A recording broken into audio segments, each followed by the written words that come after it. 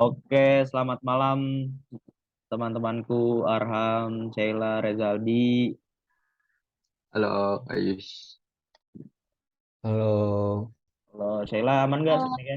Oke, Is. aman. Aman. Aman ya. Jadi kita di sini pengen mempresentasikan video, memaparkan hasil diskusi kita dengan berupa podcast ya. Soalnya kita lebih ke ngobrol-ngobrol. Oke, mungkin kita langsung aja ya. Kita bisa gue share screen dulu materi yang kita diskusi. Oke, udah kelihatan jelas kan ya? Wait. Aman, Is. Aman. Aman ya. Nah, oke, kelihatan ya. Oke, jadi di sini ada beberapa kolom tabel yang sudah kita diskusiin pekan lalu, yaitu ada tabel yang ada tabel volcanism, earthquake activity, bathymetry topography, dan seafloor edge. Dan di sini kita punya masing-masing tugas, mulai dari volcanism, earthquake, topografi, dan seafloor edge. Dan pada volcanism ini kita akan dijelaskan oleh saudari kita yaitu Sheila. Boleh dong lo on mic. Hai. Halo, hai Sheila. Oke, boleh nih kita mulai dari Sheila menjelaskan kolom volcanism. Mulai dari pola 1 hingga pola ke-7. Oke, makasih nih kesempatannya, Is. Nah, Oke. di sini saya Sila bakal jelasin tentang peta volcanism. Nah, sebelum itu kita lihat dulu nih bagian-bagian dari peta itu ada bagian 1 sampai 7. Untuk penjelasan pertama, kita bakal jelasin dari bagian 1 dulu nih. Bagian 1 itu ada di sebelah kiri atas. Bisa dilihat ini kursornya. Oke, abis itu kita next ke peta volcanism-nya.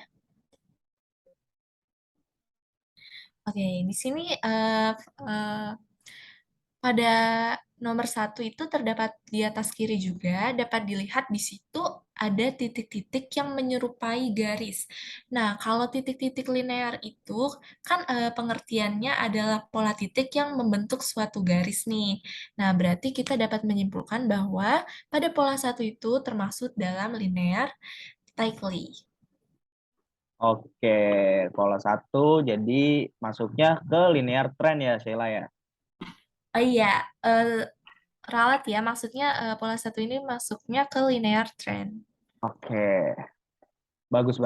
Jadi kita pola 1 sudah kita simpulkan bahwa dia di volcanism ini masuknya ke linear trend. Oke, kita lanjut ke pola kedua nih, Shay. Gimana kalau pola kedua nih? Jadi pola kedua Oke, dari pola sini. kedua ini terdapat pada sisi kiri bawah ya. Nah, kalau di sini nih pola 2 kita lihat tuh agak sedikit berkumpul ya titiknya. Nah, kalau berkumpul ini kita namain dengan cluster, Tikely cluster. Jadi Cyclic. Tikely cluster itu adalah suatu titik, pola titik yang berkumpul pada satu tempat saja. Oke, jadi pola 2 dapat disimpulkan itu apa sih? Tikely cluster. Cyclic cluster. Oke, nah, kita bisa lanjut ke pola yang ketiga. Kalau pola yang ketiga ini apa nih, Shay? Kan ini kursornya ada di sini, maka berarti dia Iya, berarti di ada garis di sini nih. bagian bawah sini ya. Iya, di bagian Berarti bawah. di sini. Nah, di situ kan pola titik-titiknya tuh agak jarang-jarang ya dan berjarak.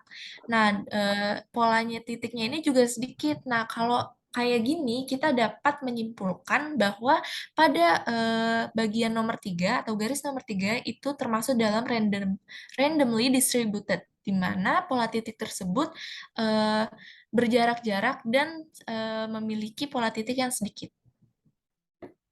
Oke, lanjut kita ke pola yang keempat. Oke, pola keempat itu ada di samping kanan ya. Yang Di sini ya? iya, Oke, di iya. sini.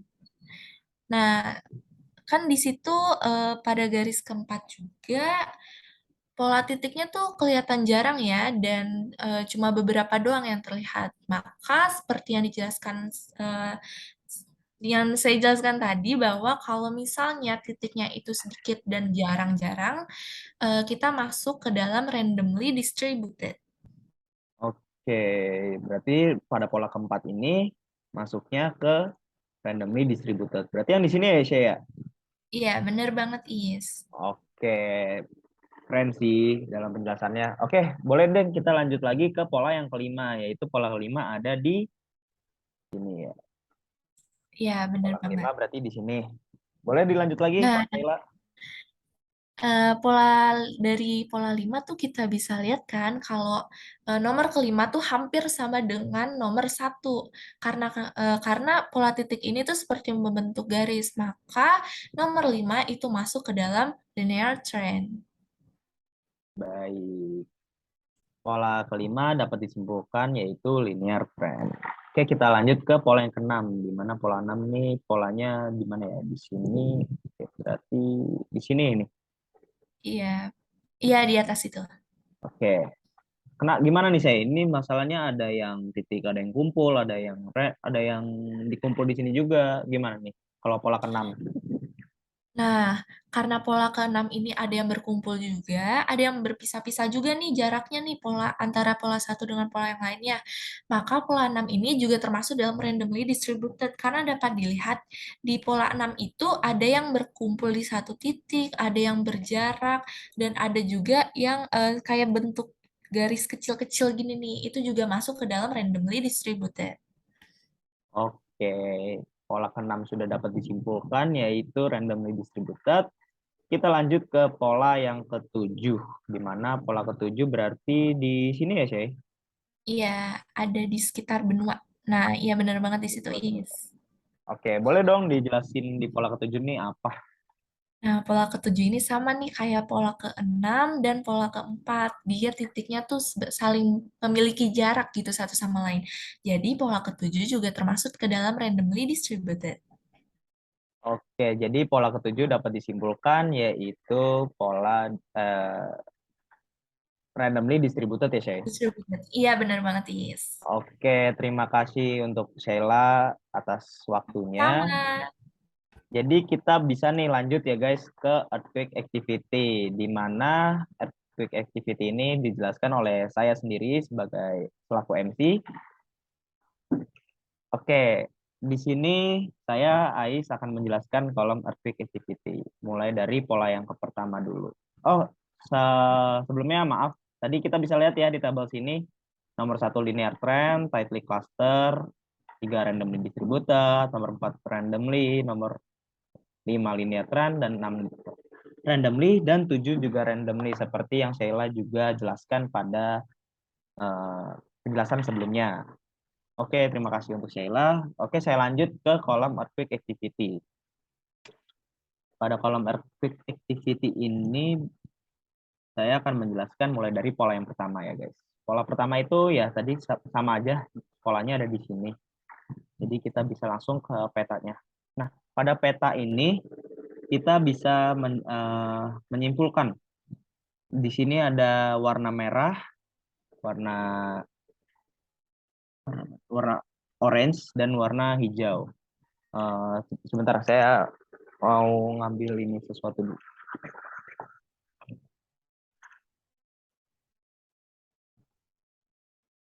Oke, bisa saya lanjut. Pada pola pertama itu ada di sini, yang dimana pola pertama ada titik warna merah, orange, dan juga warna hijau. Jadi kita dapat menyimpulkan sesuai dengan indikasi warna yang diberikan, yang dimana warna merah itu memiliki kedalaman 0 hingga 33 km, warna orange dari 33 hingga 70 km, warna hijau 70 hingga 300 km, dan terakhir warna biru dari kedalaman 300 hingga 700 km. Maka kita dapat simpulkan pada pola pertama itu ada titik warna merah, orange, dan hijau. Maka pada pola pertama yang berwarna merah memiliki kedalaman 0 hingga 33 km. Namun semakin ke arah utara, warna pola berubah menjadi hijau sehingga kedalamannya mencapai 300 km. Oke, kita lanjut pada pola kedua. Pada pola kedua ini ada di sini ya guys. Jadi pada pola kedua ini dapat kita simpulkan bahwa Terdapat beberapa indikasi warna, berawal dari warna merah dengan kedalaman 0 hingga 33 km. Lalu warna-warna tersebut semakin ke arah barat warnanya berganti menjadi hijau dan biru.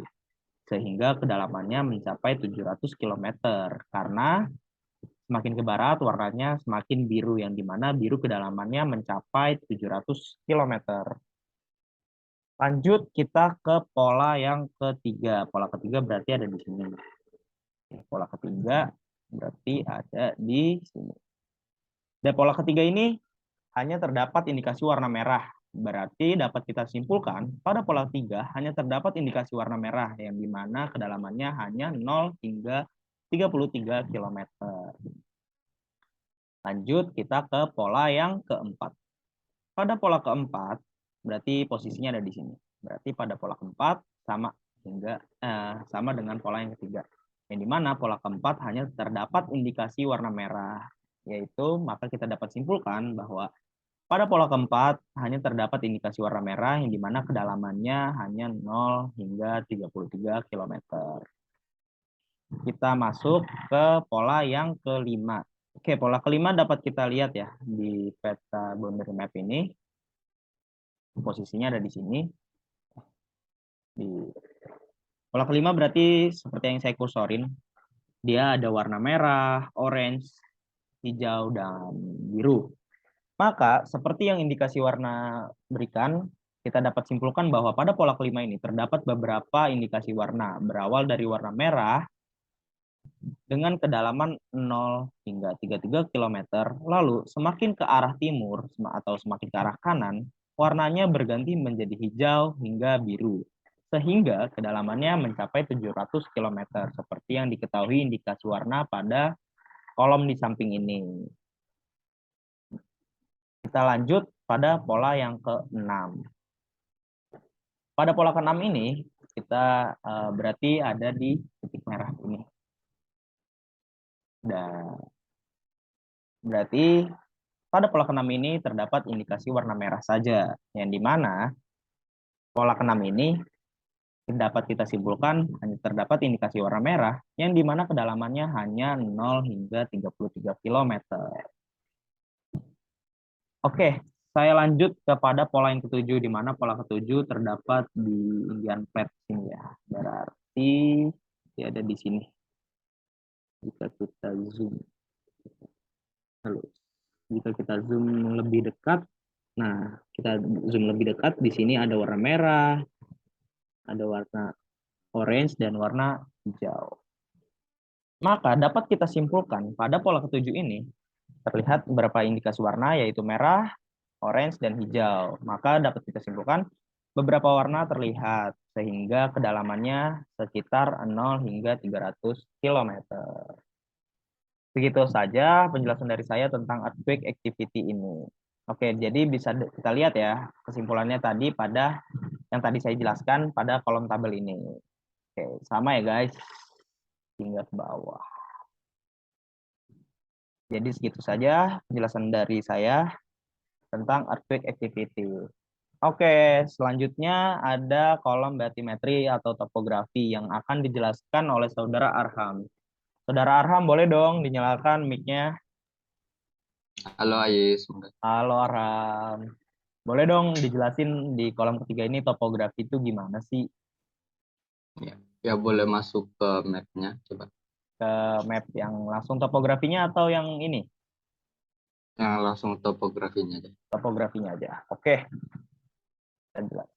Silakan. Jadi sebelum sebelum saya menjelaskan kedalaman dari topografinya itu, saya mau jelasin dulu nih tentang bar yang ada di sebelah kanan itu.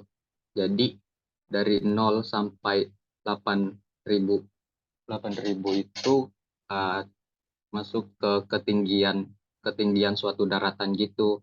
Terus dari 0 sampai berapa tuh yang paling bawah itu? 0 sampai 10.400 itu merupakan kedalaman dari kedalaman dari lempengnya itu. Ya. Oke, masuk ke pola pertama itu. Pola pertama tuh di mana? Di sini kan? Pola pertama ada di sini. Berarti di sini. Oke. Ya, jadi di pola pertama tuh terdapat ini konvergen antara lempeng samudra sama samudra. Jadi ada salah satu lempeng tuh ini masuk ke dalam gitu sehingga membentuk eh, kedalaman sekitar 2.500 sampai 6.500 di bawah permukaan laut. Oke, Terus pola kedua. Jadi pola dua ada di sini nih. Oke, pola kedua. jadi pola kedua tuh sama seperti di pola pertama. Sama-sama terdapat konvergen antara lempeng samudra sama samudra sehingga membentuk eh, kedalaman sekitar 2.500 sampai 6.500 gitu is.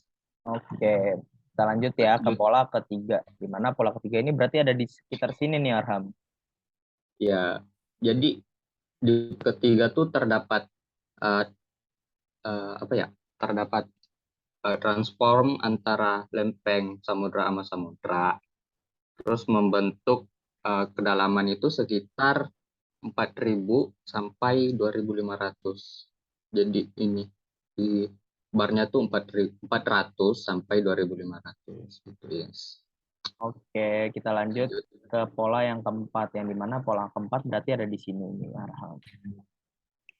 Nah, di pola keempat ini tuh terdapat eh, divergen antara lempeng samudra sama samudra, terus membentuk kedalaman sekitar sama sih sekitar 4.400 sampai 2.500. Iya 2.500 itu.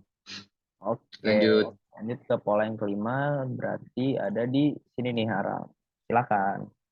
Nah, di pola kelima tuh terdapat konvergen antara lempeng samudra sama benua. Nah, seperti yang bisa kita lihat tuh ada garis ungu pekat gitu kan. Nah, itu tuh tempat subduksinya gitu. Jadi dapat disimpulin di pola kelima itu eh, kedalamannya sekitar 1.000 sampai 8.000. Ketinggiannya itu 1.000 sampai 8.000 gitu ya. Yes. Oke, baik.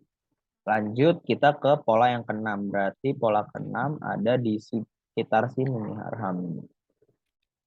Nah, di pola ke-6 ini hampir sama sih dengan pola keempat, sama-sama lempeng samudra yang saling menjauh atau divergen gitu. Jadi kita dapat simpulin bahwa kedalamannya tuh sekitar 4.000 sampai 2.500 meter. Gitu, Is.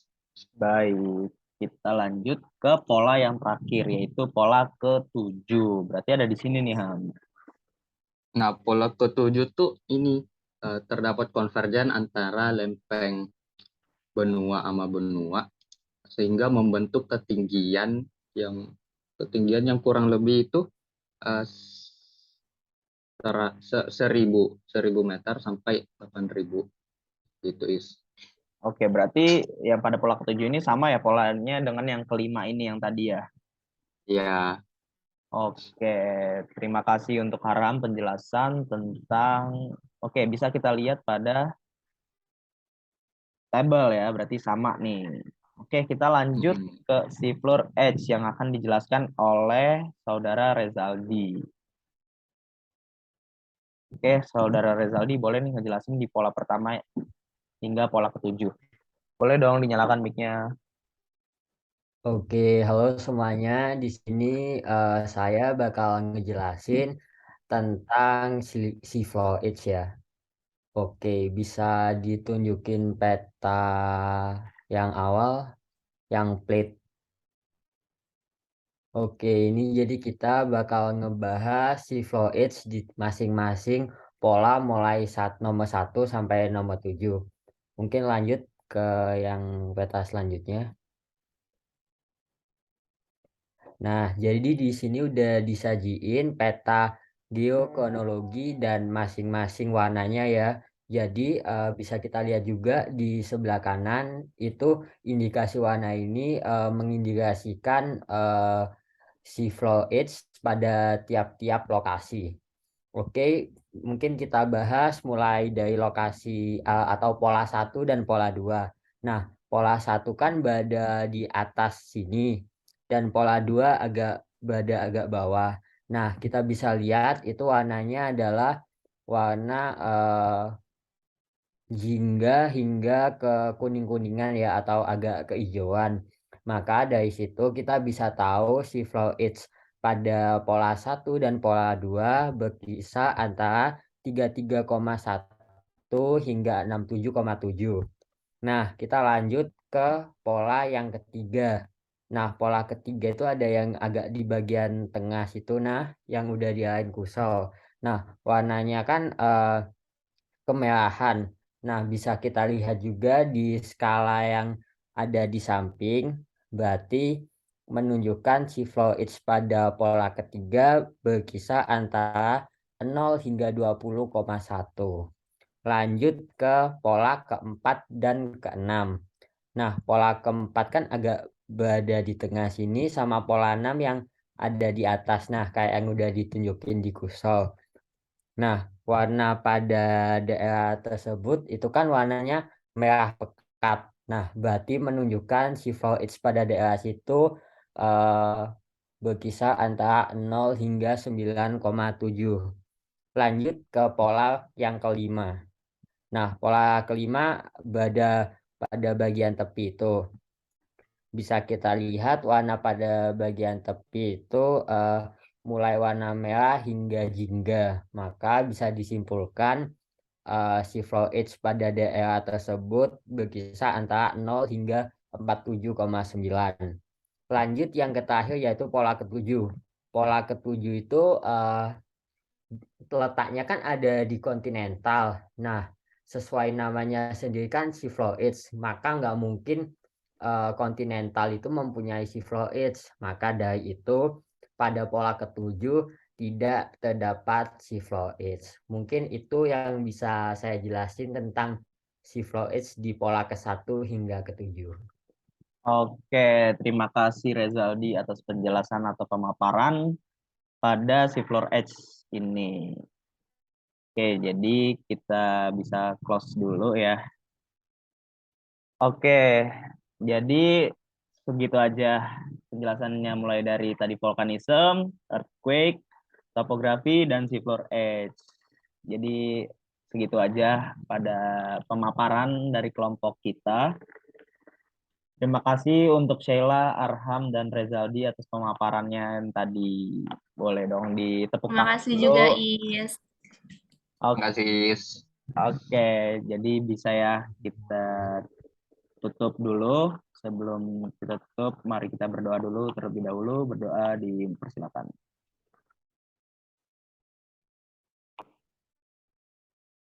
Berdoa tidak pernah selesai. Sekian dari kelompok kita. Wassalamualaikum warahmatullahi wabarakatuh.